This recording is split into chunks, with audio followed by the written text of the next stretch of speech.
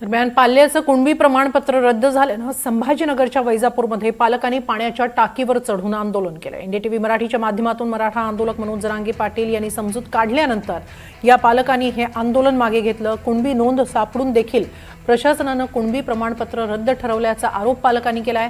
कुणबी प्रमाणपत्राच्या आधारे इंजिनिअरिंगला ॲडमिशन घेतलं, मात्र आता प्रमाणपत्र रद्द झाल्यानं विद्यार्थ्यांचं करिअर अडचणीत आलंय असं आंदोलकांचं म्हणणं आहे।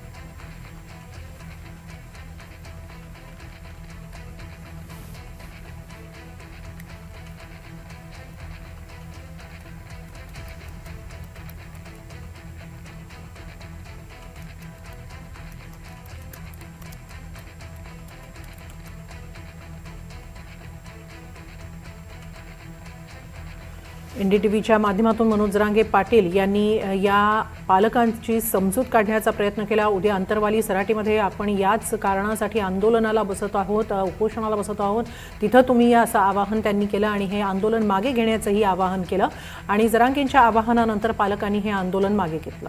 दरम्यान यावेळी एनडीटीव्ही मराठीच्याच माध्यमातून मनोज जरांगे पाटील यांनी या पाल्यांशी सुद्धा, या विद्यार्थ्यांशी सुद्धा संवाद साधला, तेव्हा विद्यार्थ्यांच्या डोळ्यात अश्रू तरळले होते। पाल्यांचं कुणबी प्रमाणपत्र रद्द झाल्यानं पालक आक्रमक झाले आणि त्यांनी थेट पाण्याच्या टाकीवर चढून आंदोलनाला सुरुवात केली होती। त्याचवेळी या आंदोलकांचा आणि मनोज जरांगे पाटील यांचा एनडीटीव्ही मराठीनं संवाद घडवून आणला आणि त्यावेळी हे आंदोलन मागे घेण्याचं आवाहन मनोज जरांगे पाटील यांनी केलं, तेव्हा आंदोलक पाण्याच्या टाकीवरून खाली उतरले आणि हे आंदोलन मागे घेतलं।